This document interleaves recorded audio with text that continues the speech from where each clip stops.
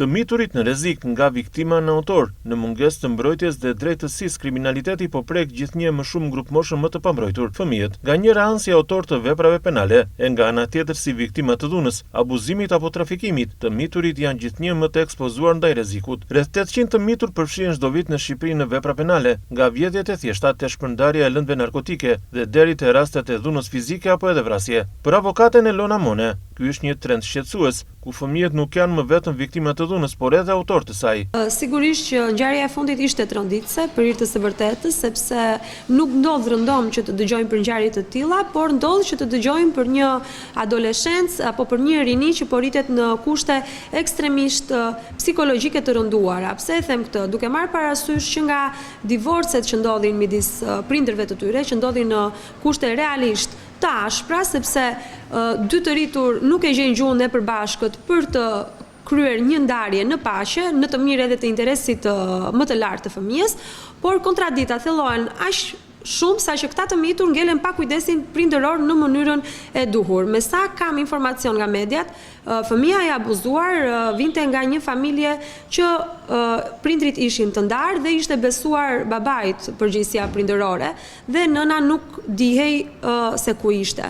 Kjo do të thotë që kemi një familje të papërgjegjshme për kujdesin e fëmijës së mitur, një familje që nuk mban përgjegjësi se ku shkon fëmia, me çfarë shoqërie përzihet fëmia dhe çfarë itinerarësh dhe çfarë aktivitetesh ushtron gjatë gjithë ditës. Që këtu unë mendoj se kemi nevojë për dispozita ligjore më të forta dhe më të ashpra në drejtim të keq trajtimit të të miturve. Ne kemi një dispozit, por ajo ka të bëjë me dhunën fizike dhe me dhunën psikologjike, por nuk kemi masa të ashpra duke filluar nga familja, nga prindrit në drejtim të miturve. Ne kemi në vendet europiane dhe në vende të tjera masa të ashpra për sa i përket dhunës fizike, por nuk kemi masa të ashpra dhe një rregullore të fortë, një legjislacion të fortë për sa i përket përgjegjësive dhe kujdesit që duhet të kenë prindrit ndaj të miturit. Por në shumë raste fëmijët janë pikërisht ata që vuajnë pasojat më të rënda, si viktima të dhunës në familje, abuzimit seksual, shfrytëzimit ekonomik apo trafikimit. Elona Toçi, psikologe dhe eksperte në drejtësim për të miturit, thekson se ka mungesa të mbështetjes emocionale për fëmijët. Ata kanë nevojë për përkujdesje të veçantë që në momentin e parë që hyjnë në kontakt me sistemin e drejtësisë. Edhe vepra penale, ashtu si çdo veprim, shkaktojnë edhe ngarkesë emocionale tek të miturit, sidomos kur është diçka e papritur që ndodh tek ta. Problematikat që mundet të shkaktojnë një vepër penale janë më të ndryshme, duke filluar që në një gjendje emocionale e ngarkuar, përjetimi i ankthit, ataket e panikut, problematika të ndryshme psikoemocionale, shoqëruar me problematika të ushqimit, problematika të gjumit e një sër të tjerash. Një gjë që vlen për të përmendur është fakti që shpeshherë këta të mitur përpiqen që të qëndrojnë të izoluar në veten e tyre, duke shkaktuar edhe një lloj tendence për depresion, simptomat depresive. Gjithashtu kujtesa e tyre fillon që të ketë probleme, mungesa përqendrimi, një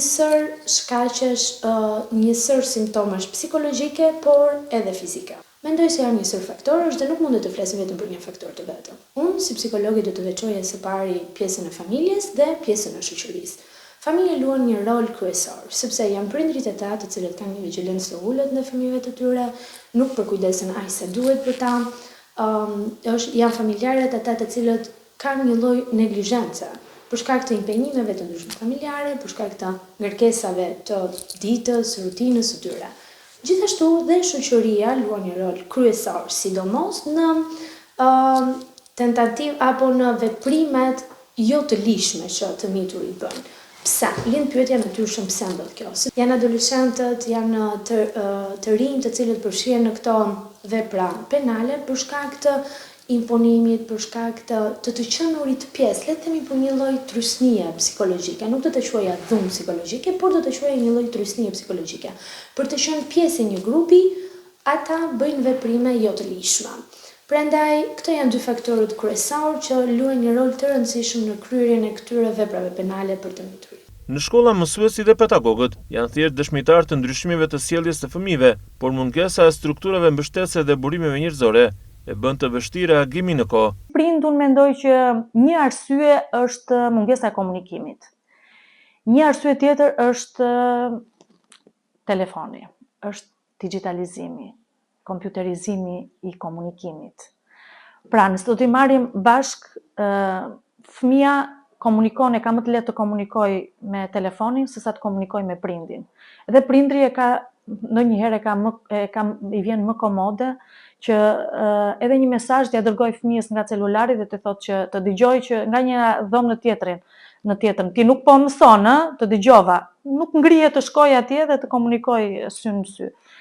Dhe agresiviteti vjen pikërisht nga fakti që teknologjia është në dorë të tij. Ai e ndes dhe e thik atë faqe, e sheh sa do dhe e heq kur do. Dhe kjo gjë ndodh, domethënë ai mësohet me këtë lloj automatizimi. Dhe kur prindi ose shoqëria ose një shok ose një shoqe ose mësuesi ose dikush tjetër i kërkon të bëjë diçka përtej kontrollit të tij, ai bëhet agresiv. Sepse nuk e ka në kontroll që kur do e dëgjon, kur s'do nuk e dëgjon. Këshillën e dikujt duhet ta dëgjoj deri në fund. Dhe kjo ndoshta i bën më agresiv. Pra, edhe fëmijët janë po mësohen si punë e kompjuterit. Nëse i jep një komandë kompjuterit shkon mirë, nëse i jep shumë komanda njëherëshi, çakordohet. Dhe kjo ndoshta ndodh edhe që i bën fëmijët më agresive, kanë të vështirë komunikimin e drejtë për drejtë, kanë të vështirë të marrin komanda që nuk shkojnë me dëshirat e tyre. Unë mendoj që ndoshta ky është një fakt që fëmijët e sotëm janë më të zemëruar, më agresiv, domethënë me atë fjalën që përdorim ne nuk i flitet dot. Përballë kësaj situate shqetësuese, është e domosdoshme që institucionet, familjet dhe komuniteti të bashkëpunojnë për të parandaluar përfshirjen e fëmijëve në krim dhe për t'i mbrojtur ata nga çdo formë abuzimi. Nevojët e struktura mbështetëse funksionale, shërbime sociale efektive dhe një sistem drejtësie që e trajton fëmijën si një qenie në zhvillim, jo si një numër në statistika.